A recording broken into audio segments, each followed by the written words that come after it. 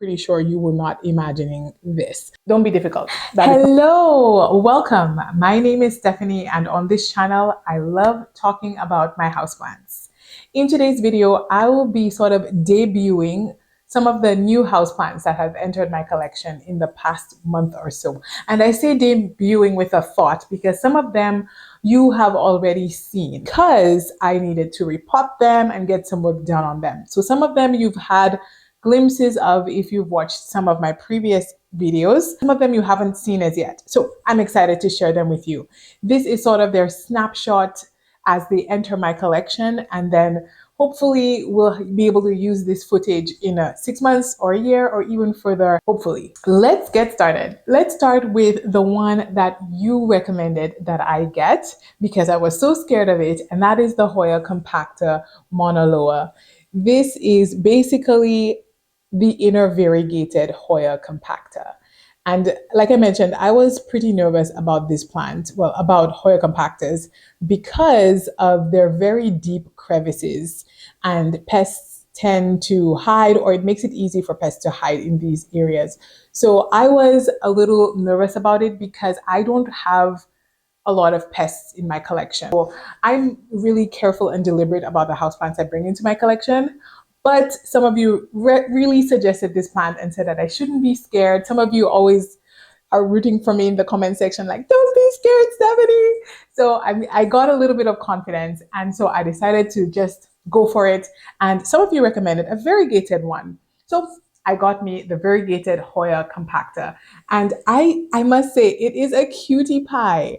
I'm a sucker for variegated plants. You know that. A lot of my collection has some form of variegated or green on white or green on green. So I love this plant. It has sort of that creamy variegation in there. I gave it a good couple sprays when it entered my collection. I use horticultural oil as my pest treatment right now, and so far so good. I haven't noticed anything crawling or anything like that.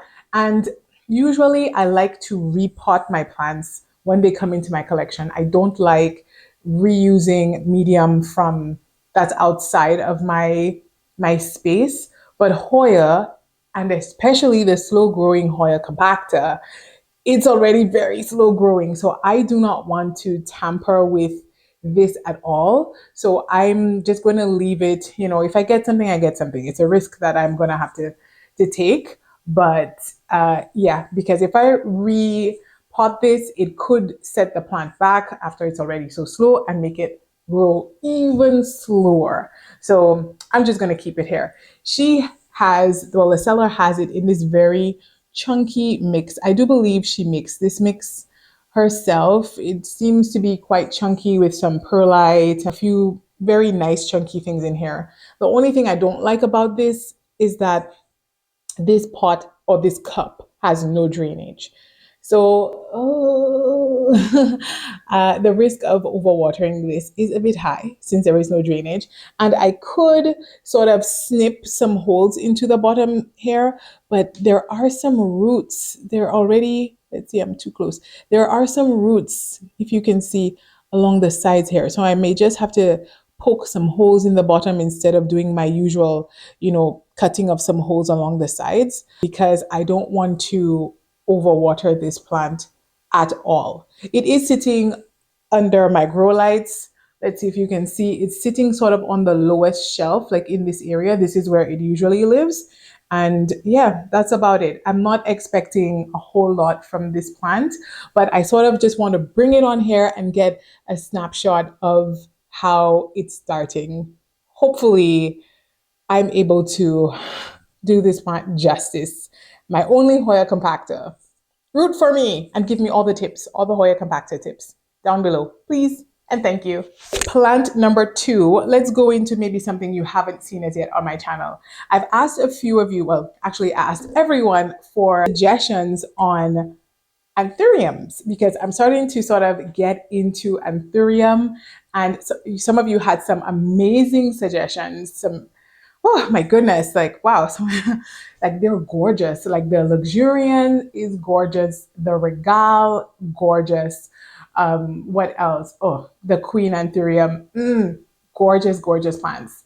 And so I decided to go slow. And I know that the Crystallynum is sort of, that easygoing, sort of like the mama plant that a lot of plants sort of are made from, because people do a lot of crosses between plants. So anyways, a local grower or a local plant seller had the Anthurium crystallynum crossed with Forgetii, on sale. So I thought, why not? Because it was quite inexpensive. So these are little seedlings. I know when I said I got an Anthurium, I'm pretty sure you were not imagining this. But I saw in a video, I think by, what's her name? Her name is Jacqueline's Jungle. She was saying that it's probably best to bring baby anthuriums into your collection. That way it really reduces the stress when it comes to them acclimating to your space. So I thought, you know what, this is as baby as it gets, little seedlings. So I have 5 in here and they're growing in sphagnum moss. I hope they're not getting too much light. They're starting to look a little bit bleached, but they're definitely a lot lighter green than they were. I think I'm gonna have to look at that footage from the volumeless video.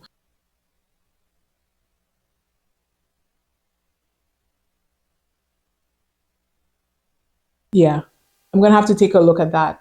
Maybe I can just sneak it into the middle area of my my shelf, because something I'll share with you is that, so I've got grow lights here and I've got grow lights here. And I actually deliberately did not put grow lights right here for plants that do not need high amounts of light and that tends to get bleached quite easily, so that they can sort of have a sweet spot where they're getting sort of diffused light or non-direct light is what I'm trying to say. Anyways, I'm going to put up pictures of what a crystallinum could look like and a picture of what a forgetii looks like. So hopefully I will get the best of these two worlds in these tiny seedlings. Anyways, I have 5 and I promised to share one with my mom. And so I will have 4 more to hopefully learn on as I go. But yes, I've got my first Anthurium in my collection. Some of you said don't get the Queen Anthurium because it's a bit too challenging, but there's such a mixed bunch of reviews online. Some people are saying the Queen isn't as hard, she's just getting a bad rap. Once you figure out a few things, you're good. And some people are saying like, nope, don't get the Queen, it's too hard. So I don't know, but I found one for sale at a really good price. So I'm tempted, but by the time you see this video, I would have already made my decision. Let me know what you think I did down below. Do you think I got it? Or do you think I was cautious? Let me know down below what you think. It's Future Stephanie here. Just letting you know that there is a big chance that you haven't hit the subscribe button yet. You may want to. You may want to think about it.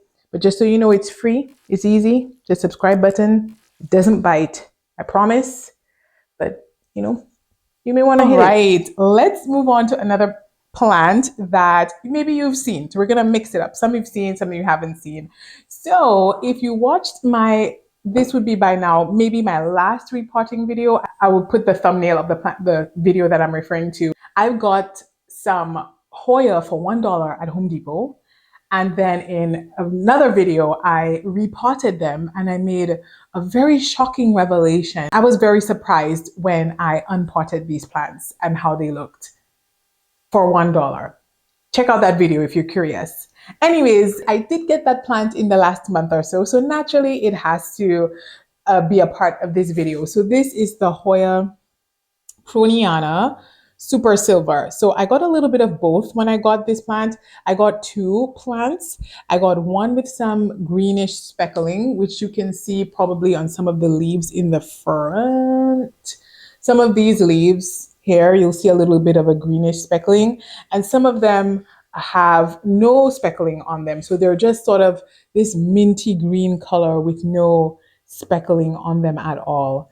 And so I got a little bit of both so that I can, just enjoy a mixed pot of both. Also, I'm curious to know if there are any differences in the flowers. I mean, probably not, but I just thought if there is an ever so slight chance that there is a difference. I don't think there is, but you know, for fun, for fun. I got 2 plants and I gave half to my mom. So I gave her half of the one with speckles with the green splashing and half of the plain one.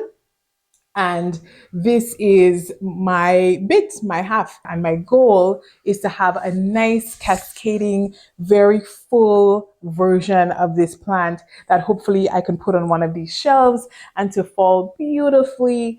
But yes, it's in a self-watering pot. I did get a comment about a viewer saying that they were, you know, like worried about Hoya in self-watering pots, but honestly, Hoya in self-watering pots is my sweet spot. It is where I actually feel more comfortable. And so I find it quite challenging to know when to water Hoya, especially this one, because I have another one of it and I'll show it to you, and they can be quite finicky. So I think with this Hoya in a very chunky mix, I think self-watering pots is the way to go, at least for me, with my care and my conditions. That is what works for me. This is the other one. So I've had this, I think, since March. I could be wrong, but these two are the same plant. Let's see. Yeah, these two are the same plants, the Hoya Khroniana. And I know I already had this, but for $1, I just couldn't pass it up. This plant, I've talked about it many times before. It is one of these plants that's easy until you mess up. That's the way this plant is. Not very forgiving, not very resilient. I want to say I messed up once with this plant and it got wrinkled leaves and it never bounced back completely. And then I repotted it a few repotting videos ago and it got even angrier. So that made me want to get this sort of as a backup even more, because I don't know what's going to happen with this. I mean, it has started pushing new growth. It has shown signs of recovery, but still, that's the one of these plants. That's the Coriacea that I already have.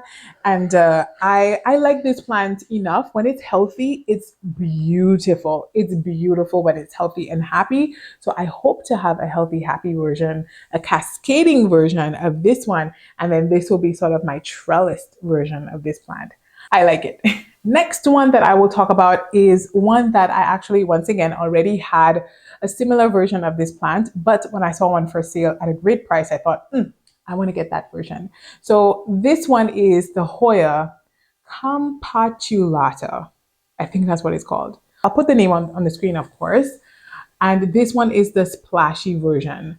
Apparently, this was previously known as, so what I knew this plant to be before was a Hoya Cystantia, something along those lines is the pronunciation. But anyways, apparently it was sold to me as a Campatulata. She said that it got reclassified recently. But anyways, it's funny, when I started collecting Hoya, thin-leafed Hoya was not my jam. I did not like thin-leafed Hoya at all. I don't know. I felt like the appeal for Hoya to me was the big succulent type leaves. And that's what attracted me to Hoya. But then when Jenna gave me this cutting, she has one and it had some reverted vines. And I've told her if she has reverted vines that she's chopping off, like send them my way. It's a great way for me to try new plants. And so she gave me this one. And again, I was trying to learn it and I burnt it over here, but that's okay. I figured it out. It pushed out this vine here and it gave me these beautiful leaves. All of this to say that I fell in love with this plant. I really like it. And it really put thin-leafed Hoya, somewhat on the radar for me, somewhat on the radar. And I enjoy this. I do. I'm surprised that I do, but I do. When I saw this one, I was like, oh, this is great. I don't mind putting them together and having sort of a splashy and then a green version all in one pot. And because this one is from a splashier mama plant, I'm always holding out hope that maybe eventually it will give me some splashier leaves. But anyways, that's this one. Now that I look at it, it reminds me of this baby plant, reminds me of the Hoya Petiolata Splash. It does remind me The leaf shape and the splashing of this does remind me of the Crassi. But if I had seen this first, I would have never got it, thinking it looks too similar to the Crassi.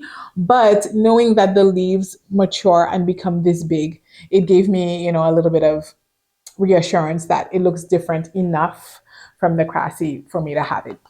Eventually, I'm going to pot them up together to have the one full plant, but I don't know, I'm just going to keep this in here a little bit longer and just make sure that it's nicely established.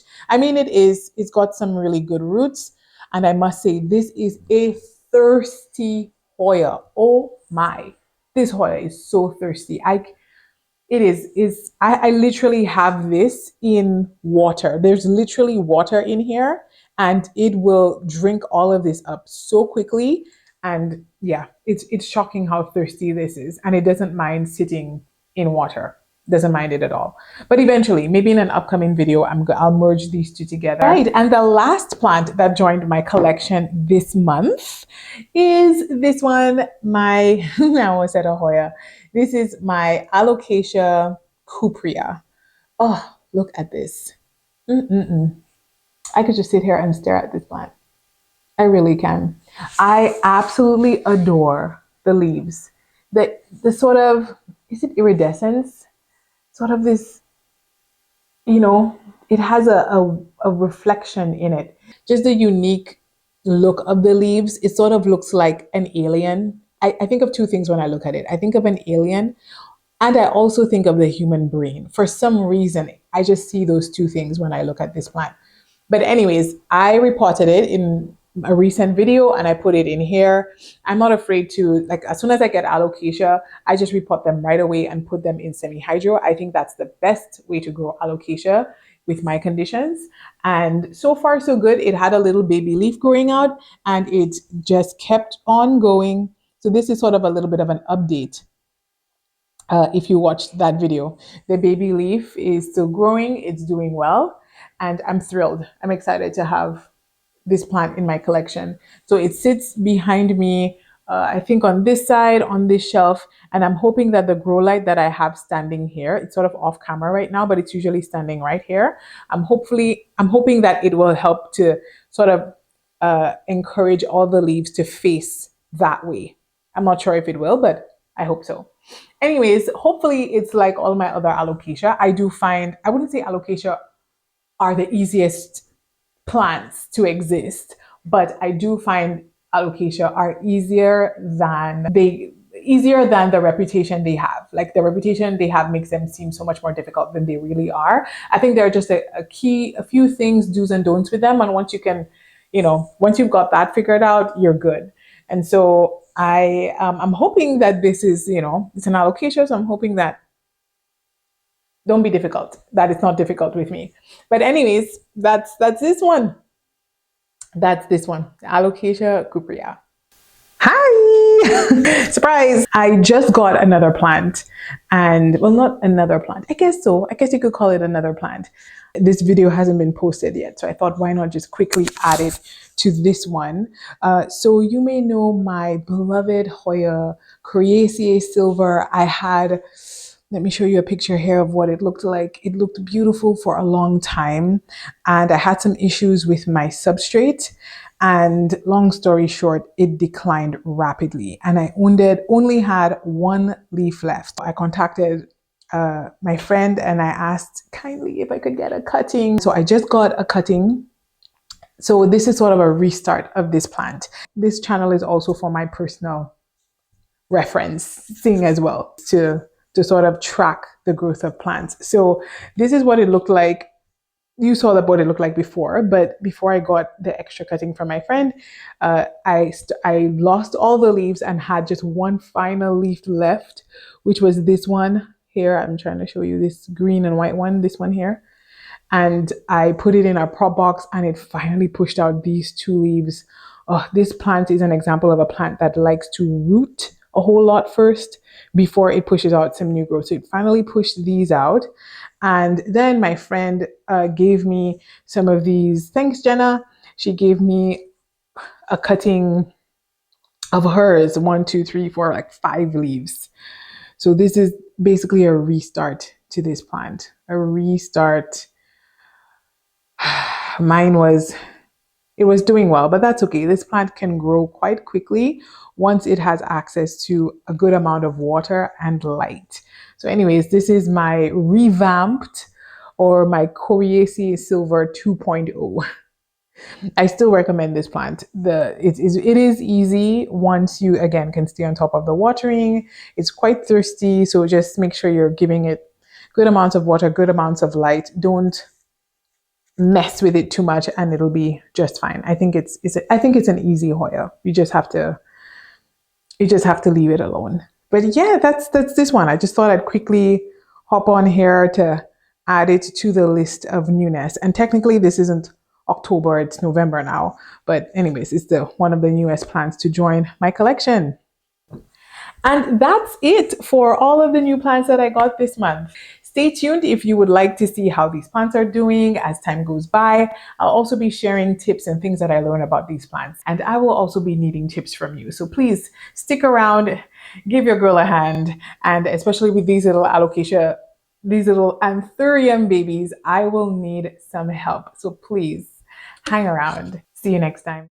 Thanks again for watching. If you liked this video, here are some videos I think you might enjoy. I would like to take this chance to say a big thank you to our Patreon members, especially our tiered members. There's Rachel and Carla in the Diamond Falls tier, Patricia in the Piton tier, and Delaney in the Pigeon Island tier.